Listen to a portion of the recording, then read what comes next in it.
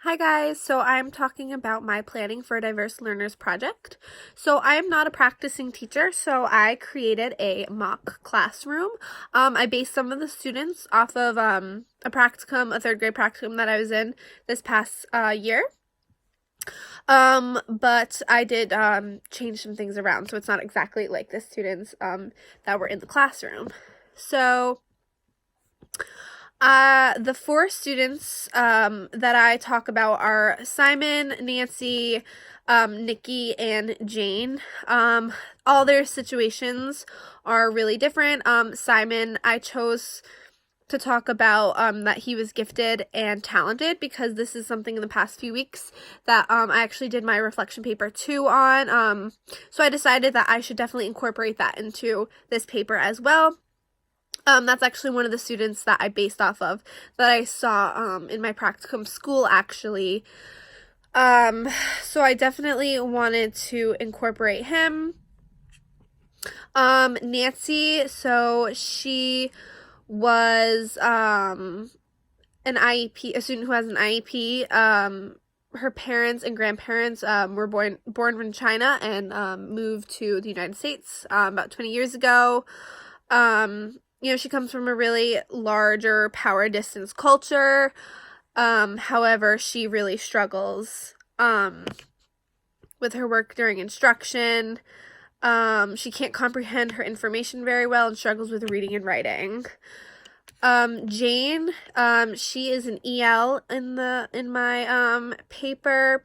She speaks Spanish, but luckily another student, Carla, who wasn't her own student, but I just mentioned another student that would be in the class, who can also speak fluent Spanish and English. So they could help each other out and learn from each other because after all, students do learn best from their peers.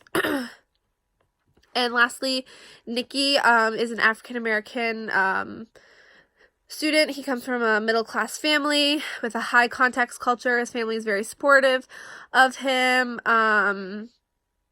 However, he struggled with writing and he can't organize his thoughts very well on paper. He has great comprehension skills and is really, really good at retelling the story, but he can't seem to organize his thoughts onto paper.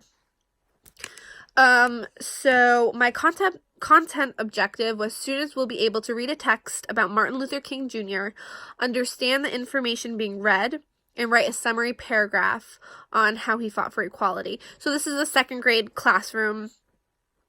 So, I have visited a first grade classroom my senior year of high school, and they were learning how to create a summary paragraph.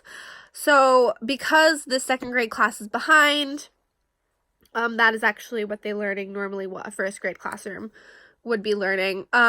So the reading objective was students will be able to highlight and underline important details about Martin Luther King Jr. in the text so they can read the text that's given to them and highlight important details.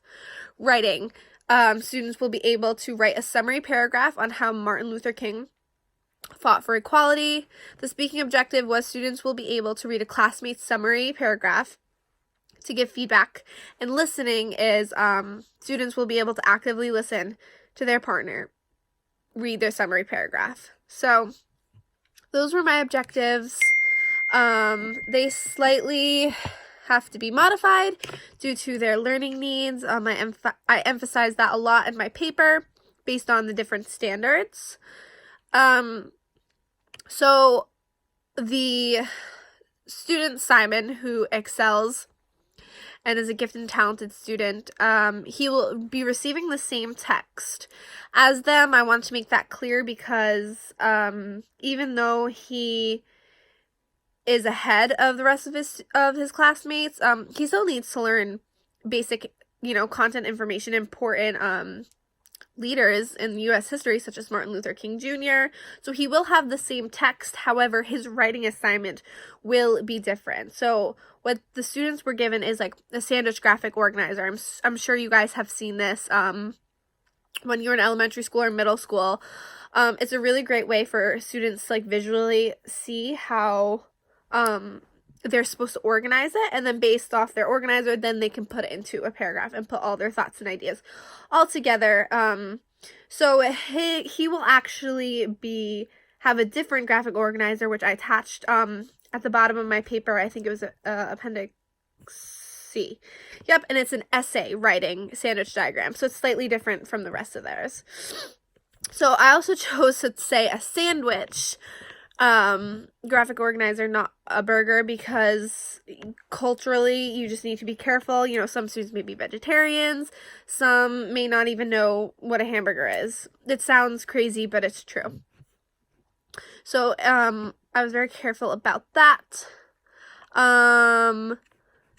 Especially the writing objective. I talked about Jane, the EL student who can draw out her pictures.